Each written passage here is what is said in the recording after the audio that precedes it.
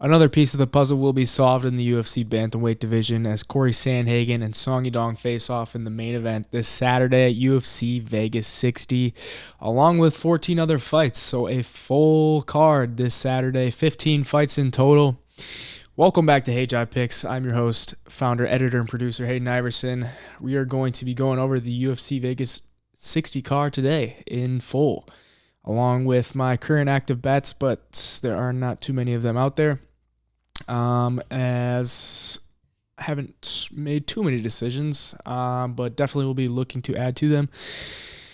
Let's get right into it because we have 15 fights and I don't want to make this too long for you. Starting with the main event, Corey Sandhagen, 30 years old, 5 feet 11 inches tall, 70-inch reach, training out of Elevation Fight Team. He's 2-3 in his last 5, but he's been fighting the top of the bantamweight division. Losses to Piotr Jan, 5-round, I believe, co-main event. Yep, at UFC 267. 5-round loss to TJ Dillashaw, the split decision. That was pretty tough one. Win over Frankie Edgar, win over Marlon Moraes, and a loss to Aljamain Sterling. So his losses are to the current champion, and then 2 former champions. So, and one guy that's fighting for the belt again. Tough to knock him for that, but his wins are against Frankie Edgar, who is pretty old right now, not looking too great, and Marlon Moraes, who just recently retired. So kind of hard to gauge that. His wins aren't that great. Like, they're solid, but they're not that great, and his losses are like to the best of the best. As for Song Yadong, 24 years old, 5 feet 8 inches tall, 67-inch reach, 4-1 in his last 5. His only loss coming to Kyler Phillips at UFC 259. And since then, he's been 3-0. Wins over Casey Kenny, Julio Arce, however you say it, and then Marlon Moraes. So not as good of wins. Does have a win over Chito Vera in 2020. This guy's really talented. Both fighters very, very talented. Both fighters have really fast, crisp striking. Song Yadong, more so with the hands. Sandhagen likes to switch it up with the knees and the kicks. But this one should pretty much stay on the feet for the most part. I don't really see either fighter looking to push wrestling or grappling. It's probably going to be a standing banger. Sandhagen 6 KOs, never been knocked out, 3 submission wins, and the submission loss to Aljamain Sterling. For Song Yadong, 8 KO wins, 1 knockout loss, and 3 submission wins. Sandhagen sitting at minus 190 right now. Song Yadong plus 160. Honestly, it might be a little too soon for Song Yadong, but I think he's got a really good shot in this one. And me personally, I've never been a big believer in Corey Sandhagen. Like, the guy's very talented, but just something about him, I just don't really have like a belief in him. Like, I don't really think he's got like a dog in him, you know what I'm saying? Like, it's hard to explain that, but it's just like a look test. I don't know if it's just because he's like super pale and he talks really nicely and he's, I don't know, just not intimidating to me. As for Song Yadong, a little more jacked. I mean, Corey's taller, so that's why he's not as jacked. But Song, I mean, if I'm going to get in a fight with one of these guys, I'd rather fight Corey Sandhagen. I wouldn't want to fight Song Yadong. The dude's fast, got great power. Just in my opinion, I'd rather fight Corey Sandhagen. I'm going to take Song Yadong. I'll probably be betting him as well, because that price is pretty solid as an underdog. Sanhagen's kind of in his prime right now. I just don't. It might be too soon for Song Yadong, but I'm gonna pick him, and he might be getting some of my money. I mean, in the 2 5-round fights that Sandhagen's been in, he's lost both. And this would be Song Yadong's first main event or 5-round fight. So I'm going to take him. I'm going to take Song Yadong there. We'll keep it moving, try to get this through pretty fast. Chidi Njokuani and Gregory Rodriguez. Njokuani, 33 years old, 6 feet 3 inches tall, 80-inch reach. He's on a 4-fight win streak, all by finish. This guy's got good hands. He was over in Bellator for a while. Came over with a win on the Contender Series over Mario Sousa, who fights tonight. Filming this on Tuesday. Sousa fights tonight. And then got the contract. And then he's got wins over Marc-Andre Barrio and Dusko Todorovic, both by finish in the first round. He's looked pretty good. I got to say, I've backed him twice now, both times in the UFC, and he's cashed both tickets. He's got good stand-up, 14 KO wins, 3 KO losses, 1 submission win, and 3 submission losses. So he's an action fighter, man. He comes to fight, comes to throw down, doesn't like to go to decision. As for Gregory Rodriguez, pretty much the same way. 30 years old, 6 feet tall, 76-inch reach, so slightly smaller. Training out of Killcliff FC with Henry Hooft. 3-1 in the UFC. Only loss was a split decision to Armin Petrosian, which was a good fight, man. They slugged it out there. Rodriguez got great power, and he's a very good grappler as well, but he just doesn't. He'd rather stay standing. He hasn't shown in the UFC that he wants to push wrestling, push grappling, and even when the advantage is there, like against Petrosian's kind of stand and bang guy, and Rodriguez was down to do that. Rodriguez 6 KOs, been knocked out twice and 4 submission wins. I think Rodriguez is the better all-around fighter here, but I wouldn't trust him to try to take it to the ground. And, this one's pretty much at a pick'em. And Njokuani minus 105, Rodriguez minus 115. I think it's properly priced pick'em. These guys pretty much cancel each other out on the feet. If it stays standing and it goes to decision, it's probably going to be split. It's going to be a toss-up. But with how these guys hit, I don't know that it goes to decision. But that's how people thought about the Petrosian fight, and it ultimately did. I'm gonna take. Let's see. I initially took Njokuani just because he's come through for me before. And I'll stay with it. I'll stay with Chidi. God, it's so close. But I'll take Chidi. If I switch it, my picks and my bets always go up on Twitter the day of the fights. So if I switch it, you'll see it there. We'll keep moving, though. Bill Algeo and Andre Fili. Algeo, 33 years old, 6 feet tall, 73.5-inch reach, coming off the win over Herbert Burns, which is decent, I guess. Herbert Burns. Did this fight get taken off? No, it didn't. Oh, yeah, there it is. Okay. I thought I got taken off first. Looking at Tapology right now. And couldn't find it. But Algeo 3-2 in the UFC. Pretty solid all around. He's got really good timing on his strikes. If this fight goes anywhere, he's going to be solid in it. He's not really particularly good at one thing. In his fight with Anderson Brito, it was kind of like Brito's got power in his hands, and he stuck with him. He was kind of finding his holes, kind of being more crisp, more accurate on the feet. Brito more so the slugger, and then on the ground, Algeo was able to kind of control him and not put him away, but I thought he had the advantage in the grappling in that fight. 4 KO wins, 6 submission wins, and 2 submission losses for Algeo. For Andre Fili, 32 years old, 5 feet 11 inches tall, 74-inch reach, so pretty similar there. 9-8 in the UFC. This guy's been around for a while.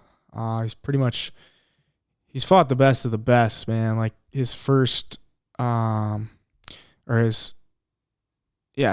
fight in the UFC was Max Holloway. He lost in the 3rd round. He's lost to Yair Rodriguez, Calvin Kattar, Michael Johnson, Sadiq Youssef, Bryce Mitchell. Those are all, top 10, top 15 guys in the featherweight division. His latest loss was to Joe Anderson Brito. He got knocked out in the 1st round. He was a minus 250 favorite in that one, so not a good look. I know a lot of people were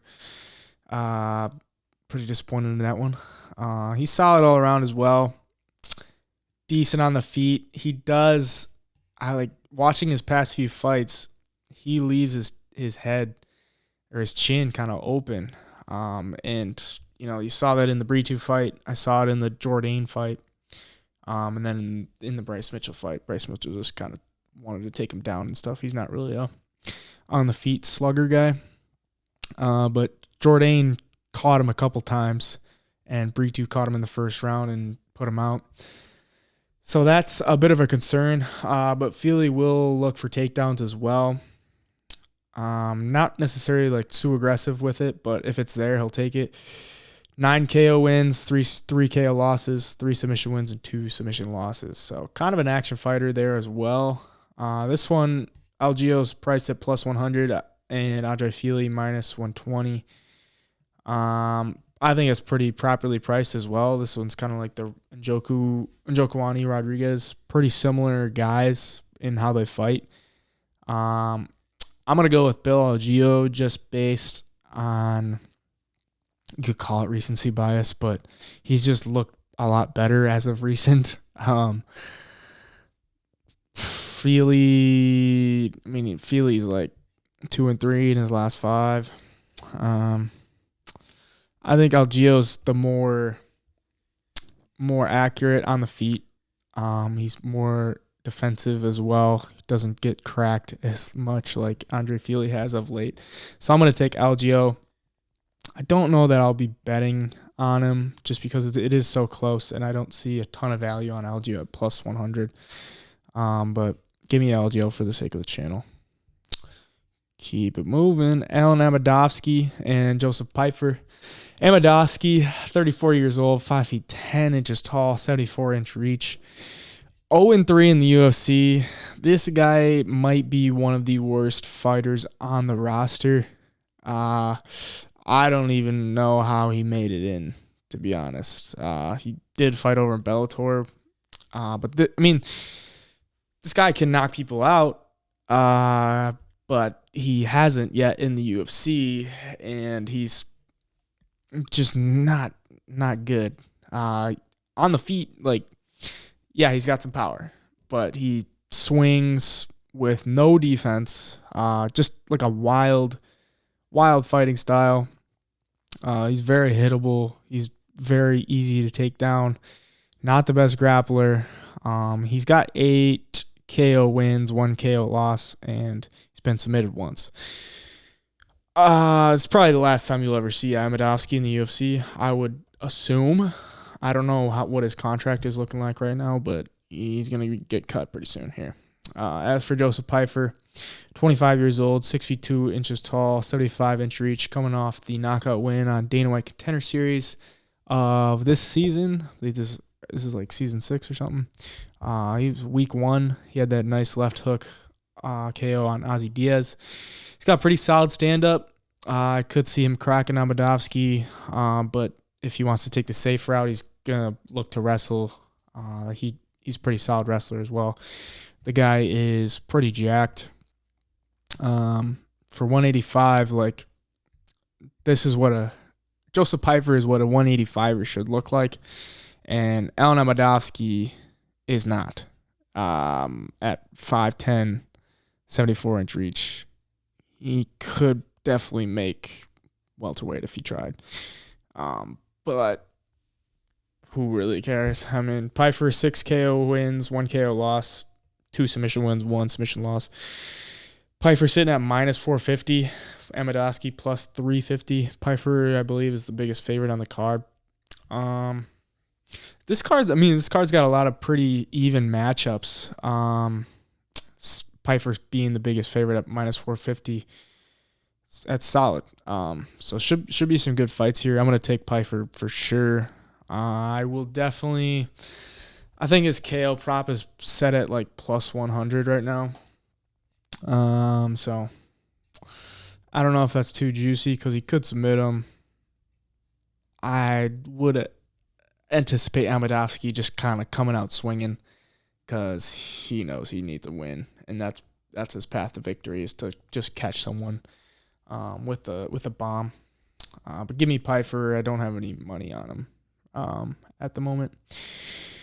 Moving on, Tanner Bozer and Rodrigo Nacimiento. Bozer, 31 years old, 6 feet 2 inches tall, 75.5-inch reach, 4-3 in the UFC. I mean, he's kind of like a middling heavyweight as well. Mostly wants to stand and bang it out. They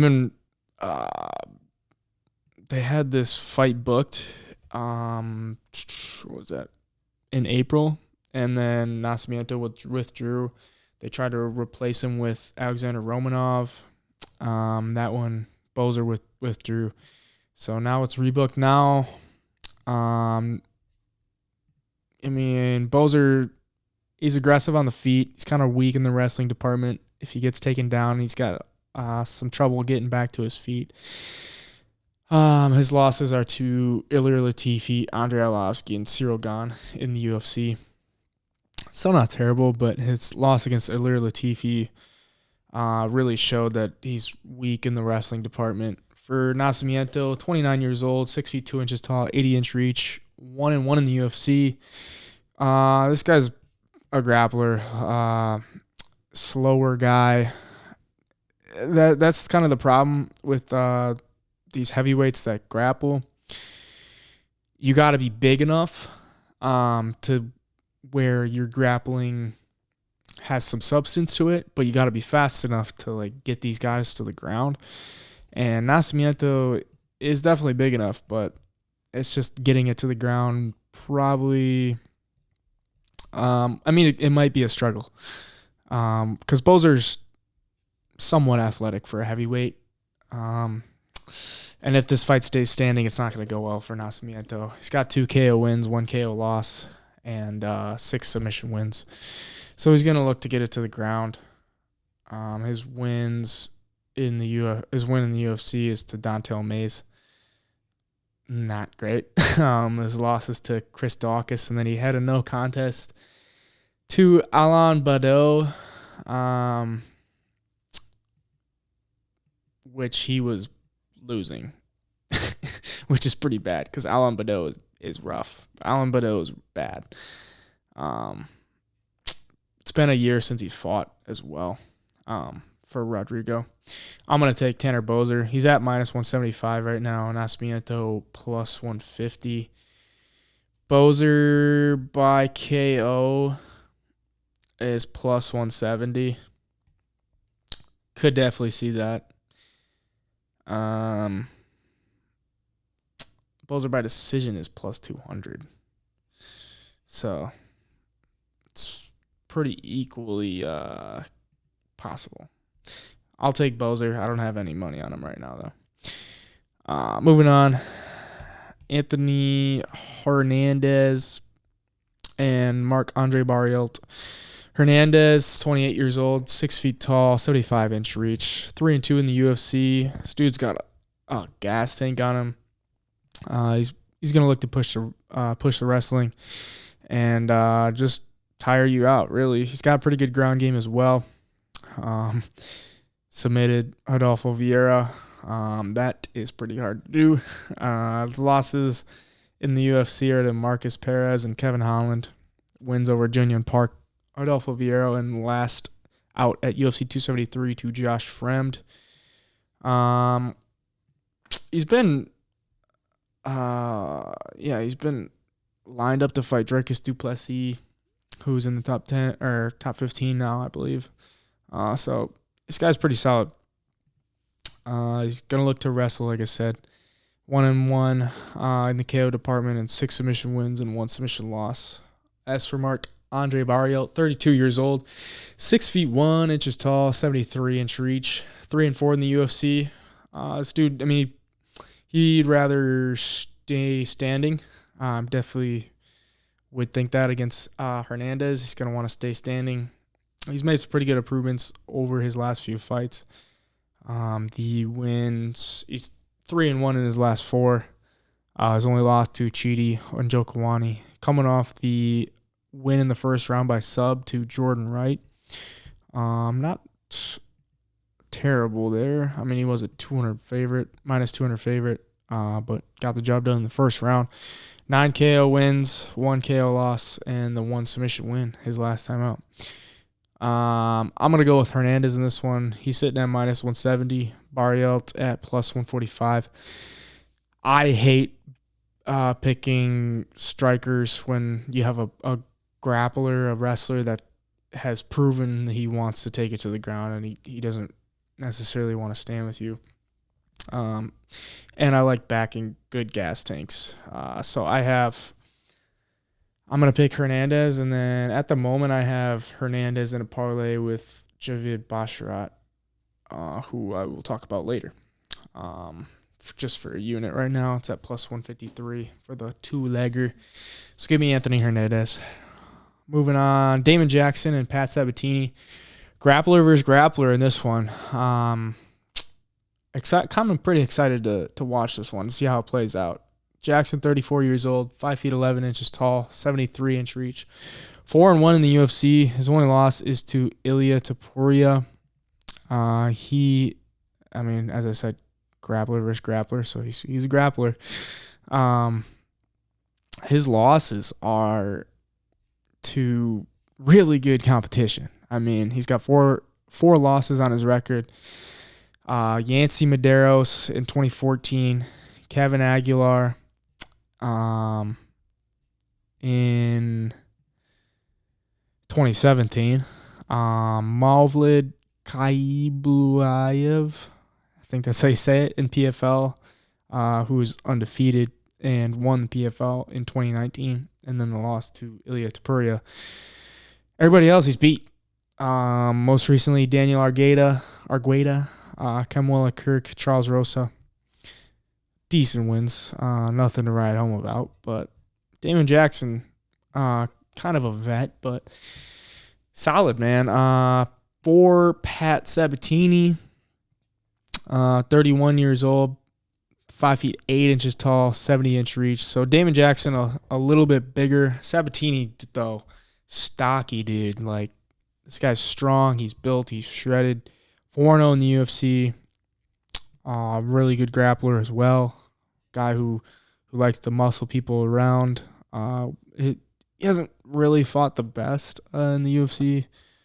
This is definitely going to be his toughest opponent. Tristan Connolly, Jamal Emmers, Tucker Lutz, and TJ Laramie. TJ Laramie is also a pretty good wrestler, and he had some success here and there. Sabatini was a minus 625 favorite in that one, so definitely should have won it.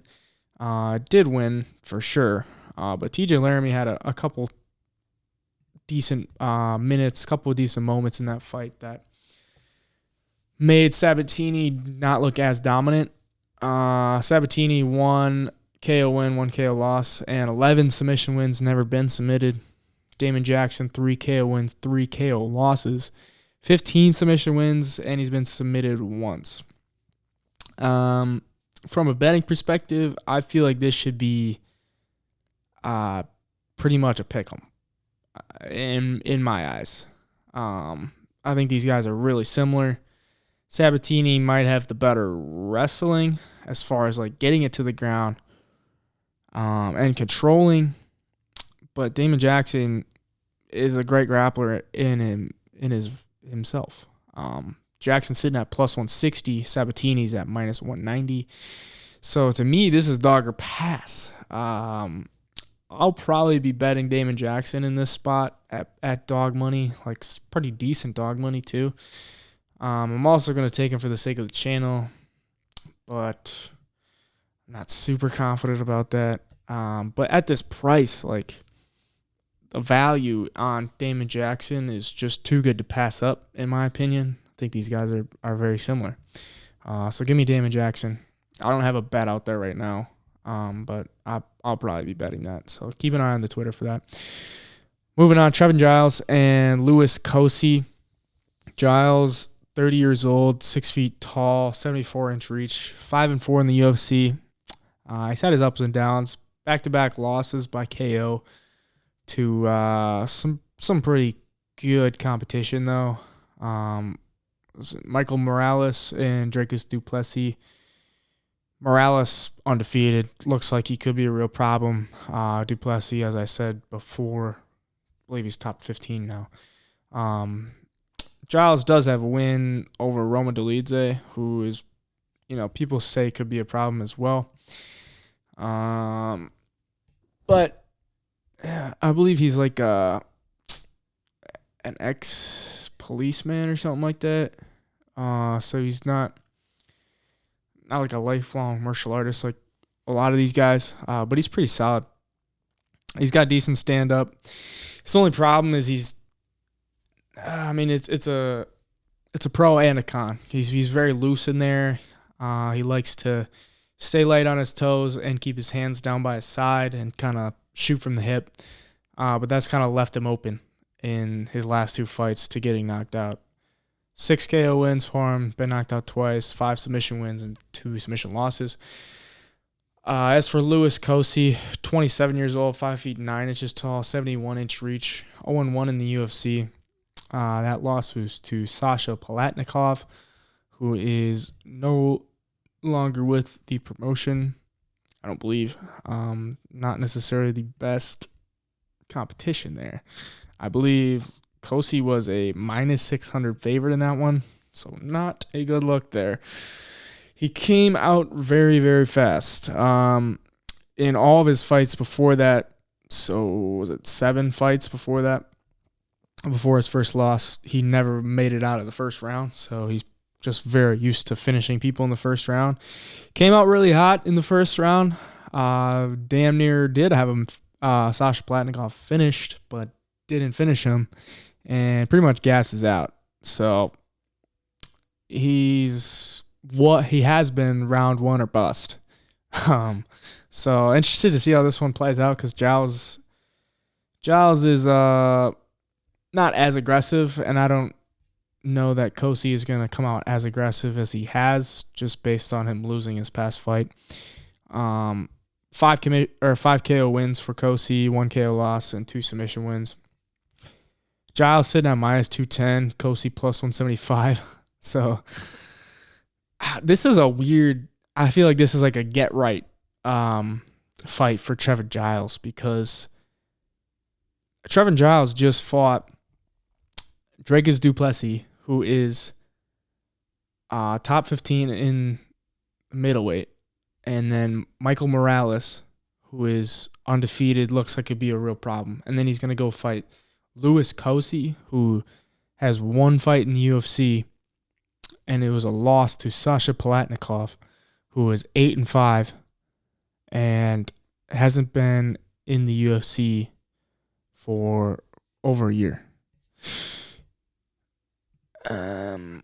Yeah, I feel like Giles should be a bigger favorite here, to be honest. Cosey doesn't impress me at all in anything. Giles at minus 210 looks pretty good to me. Could Cosey come out there and come out like a bat out of hell and knock him out? Yeah. But I would think with the way that the competition that Giles has faced as of late is not going to look nearly like Louis Cosey looks. So give me Trevin Giles. honestly, just talking about it now like makes me want to put money on him for sure. Because he's solid, man. He's been around. He's fought pretty solid fighters. James Krause, Roman Dolidze, Gerald Mearshart. He's been around. Ryan Spann. I like trying Trevin Giles this week. I definitely do. Definitely going to be looking into that more because I haven't looked a ton into this week. But Giles at minus 210, I feel like he should be like minus 300, minus 400 even. Like Louis Cosey, what does he bring to the table? A puncher's chance. That's pretty much it. Yeah, I'll take Trevin Giles. The only thing in this one that could be a little screwy is the smaller cage. Trevin Giles likes to kind of stay to the outside. Louis Cosey's more just like the brawler, like get in your face and push the action. So that could play a big factor in that one. But give me Trevin Giles. We'll keep moving. Aspen Ladd, Sarah McMahon. Aspen Ladd, 27 years old, 5 feet 6 inches tall, 66-inch reach, 4-3 in the UFC. Coming off back-to-back losses. Pretty disappointing losses, too. Not for the fact that she lost like she should have won. More so the fact that it just wasn't like good performances. Pretty poor fight IQ in these moments. Like just not even like fight IQ. It's just like motivation. Like she doesn't really look like she wants to go out there and compete. She's more so just like standing and like punch in the air and like she's like doing something. It doesn't make sense to me. The fight against Raquel Pennington, she was just like punching the air. Like I said, she was just punching the air and she somehow thought she was winning that fight and she definitely wasn't. Raquel Pennington pieced her up and didn't really get hit a lot. Ladd has had trouble making weight at 135. She made it in her last one at 136. But that would be something to keep an eye on as well going into this one.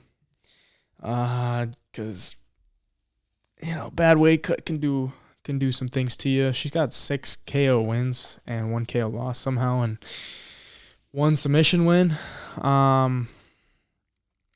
I don't know, man. Like, watching her fight, I just don't think she's got it, man. She is pretty young still, but yeah. Sarah McMahon, 41 years old, 5 feet 6 inches tall, 66-inch reach. So, same measurements for both ladies.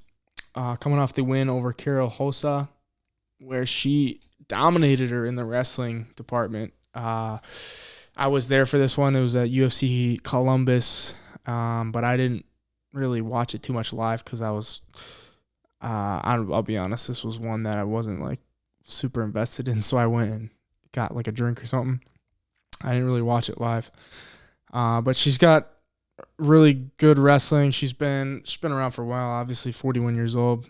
I was right by the walkouts at UFC Columbus, and when she walked out, that girl was like dead focused, and I believe she was like a plus 200 underdog in that one. She was dead focused, and I was like, damn, she's gonna win. She's gonna win, and she did. She went on there and wrestled and pushed through, dominated the fight, and won it. Before that, though, she fought Juliana Pena, and if you go back and watch that fight, like, she was pretty much winning that fight until she got choked out in the 3rd round. So, you could have beaten the former bantamweight champion. Not so much now, but yeah, I like McMahon here. She's sitting at plus 110. Aspen Ladd minus 130. I have a unit play on her in money line. I probably won't go too much harder on that just because it's women's MMA, and who knows, Aspen Ladd could just come out like a different fighter, or Sarah McMahon could just look terrible at 41 years old. You never know, but I thought based on the recent recent fights that have played out. Sarah McMahon at dog money looks pretty solid because Kara Hosa was thought to be, and still is, to be a pretty good fighter in the bantamweight division. So, yeah, sign me up for Sarah McMahon. I'll take her for the sake of the channel, and I got the unit play on her. Moving on. Gosh, I don't even know how to say her name, but Loma Lukbunme, I believe. I don't know. And Denise Gomes, either one. Luke Bome, 26 years old, 5'1", 62-inch reach, Muay Thai base, questionable takedown defense. I mean, she's all right. She's like a good Muay Thai fighter. Lupita Godinez dominated her in the wrestling department. I don't necessarily see Gomez taking it there, but this is greasy women's MMA in my opinion. Luke Boonmay won KO win and one submission loss. Gomez, 22 years old, 5'2" tall, 63-inch reach. Fought, I believe it was like three or 4 weeks ago. Let me just look to make sure. It was July 23rd, so like less than a month ago on Dana White Contender Series. Got the contract. She looked pretty good in that one. Fought a pretty decent opponent in Ryan Amanda. They came to scrap. She came to scrap. She got the contract, got the win. Pretty good stand-up. Throws hard. 4 KO wins, 1 KO loss. What did I say? I don't think. 22 years old, 5'2" tall, 63-inch reach, so pretty similar as well. Gomez sitting at plus 190. Loma minus 230. Like, if you're betting Loma Luke Boonmay at minus 230, I got some questions for you. I got a lot of questions for you. Like, I would rather bet Joseph Pifer at minus 450 than bet Luke Boonmay at minus 230. To be honest, like, this is as greasy of women's MMA as it gets. This fight's probably gonna go to decision, women's strawweight. So I would rather be taking the dog here. I mean, they think it's dog or pass. If it goes to decision, I want the dog money card. And I'm going to take Gomez for the sake of the channel. Honestly, might throw like a unit on her to win. If she's at plus 200, like, I'll definitely take that. She looked pretty solid on Dana White Contender Series. Loma Luke Boonmay on film hasn't impressed me, so give me Gomez. Trey Ogden and Daniel Zellhuber. Ogden, 32 years old, 5'11" tall, 71.5-inch reach. Lost UFC debut, but it was to Jordan Levitt. But I mean, Ogden's more of a wrestler, and I mean, he's decent on the feet, but he's gonna look to wrestle. And Jordan Levitt is also a very good wrestler and pretty good grappler. So they kind of canceled each other out there and lost a split decision. But Ogden, no KO wins, no KO losses, and 11 submission wins, 3 submission losses. So this guy wants it on the ground for sure. Zellhuber, 23 years old, 6'1" tall, 77-inch reach. So gonna have a 5.5-inch reach advantage, and I mean, the much more lengthy guy for sure. Coming off a win on Dana White Contender Series, pretty good all around. His win was over Lucas Almeida, who has looked pretty good. Almeida won his UFC debut against Michael Trezano, so I got a knockout as well. So Almeida's pretty solid. Zellhuber won that. Really having to do everything in his arsenal: stand up, push grappling, push wrestling. Showed a good all around game in that one. I think he looks to stay standing though, for the most part. 7 KO wins and 2 submission wins. Never been finished. Zellhuber sitting at minus 270. Ogden at plus 220. This one I think could be greasy too, just for the fact that Zellhuber is making his debut, and he's a minus 270 favorite over a guy who is going to push wrestling. And he's got 9 years on him. There is a thing called man strength, and at 32 years old, I think you got it. And to me, Zellhuber doesn't look like... I mean, he's kind of got a baby face. He's a little thinner in his limbs just because he's a little taller. To me, I feel like Trey Ogden could possibly come through here as a dog with just how aggressive he is to get the fight to the ground. And if he ends up on top, I could see, time elapsing and time getting away from Zellhuber and losing this one. But if he doesn't and then this fight stays standing, Zellhuber is going to piece him up. For the sake of the channel, I'll take Zellhuber.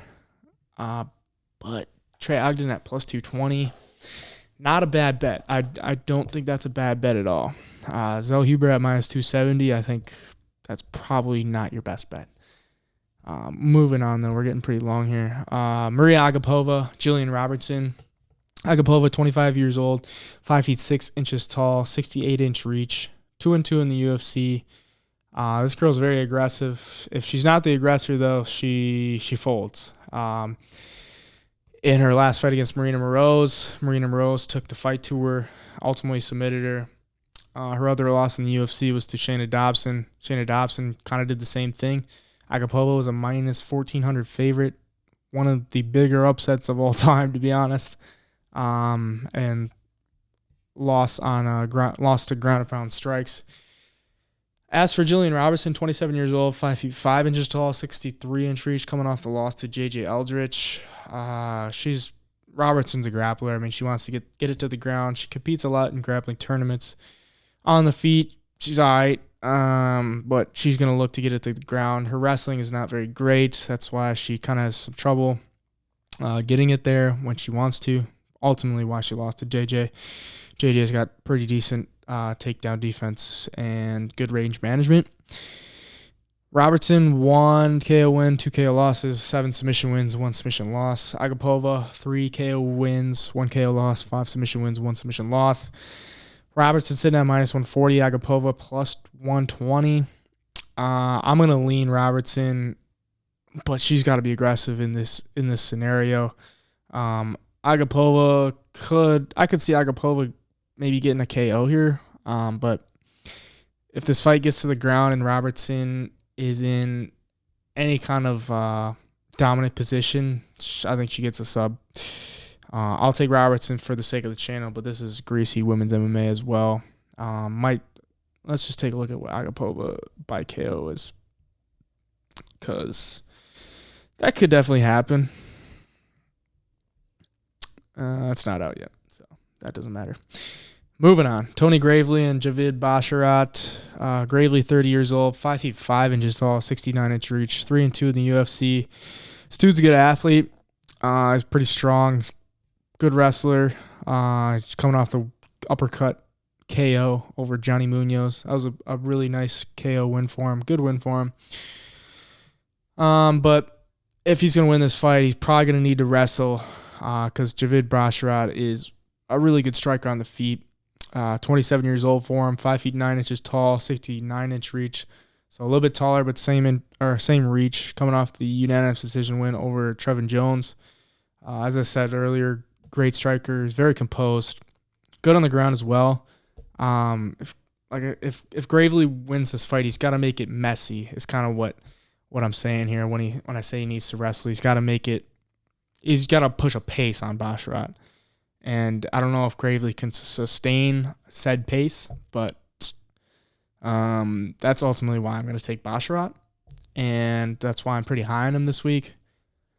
Gravely does have 10 KO wins and 1 KO loss, 3 submission wins, 5 submission losses. So he's action. Basharat, 5 KO wins and 6 submission wins. He's never been finished, never lost. So Basharat, he's good everywhere, man. He's really composed on the feet. I really like him. I think he's could be a problem. This is bantamweight, I believe, right? Yeah, he could be a real problem in the bantamweight division. So give me Basharat, and I said earlier I have him parlayed with Anthony Hernandez. I might even be going in straight play on him as well. Last fight, this one's pretty long. Nicholas Mota, Cameron Van Camp. Nicholas Mota, 29 years old, 5 feet 9 inches tall, 70-inch reach, coming off the knockout loss to Jim Miller. He's got decent stand-up, but I mean, other than that, like, you got knocked out by Jim Miller. It's okay, I guess, but meh. 8 KO wins, 3 KO losses, and 2 submission losses. Cameron Van Camp, 29 years old as well, 6 feet 2 though, and a 72-inch reach. These guys are pretty. I mean, they're okay. Like, this isn't the highest level, but I think this line should be a lot closer than it is. Mata's sitting at -220. Cameron Van Camp +180. Van Camp's coming off the knockout loss over Andre Fiallo. But Van Camp can definitely have an advantage on the ground here if he just pushes his wrestling and gets it to the ground. He's got 4 KO wins, 2 KO losses, 9 submission wins, and 1 submission loss. So, yeah, I mean, Mata's been subbed twice. If Van Camp can get this to the ground, I think he has a real advantage and ultimately wins this fight. I think Van Camp at +180 is a pretty solid value considering I think both these fighters kind of cancel each other out on the feet, and Van Camp has the wrestling and the grappling to go to if he wants to. He has that option. So the path to victory, I think he just has more paths to victory here. So I'm going to take Van Camp for the sake of the channel. He definitely has my eye. Could be getting some of my money as well. But let's go over the full card. From the top down, we got Song Yadong, Chidi and Joe Kawani, Tanner Bozer, Joseph Pifer, Bill Algeo, Daniel Zellhuber, Cameron Van Camp, Trevin Giles, Damon Jackson, Anthony Hernandez, Jillian Robertson, Sarah McMahon, Javid Basharat, and Denise Gomes. Also, kind of a lot of dogs here. And obviously, they're not all going to hit. But to me, like, these lines are just off, in my opinion.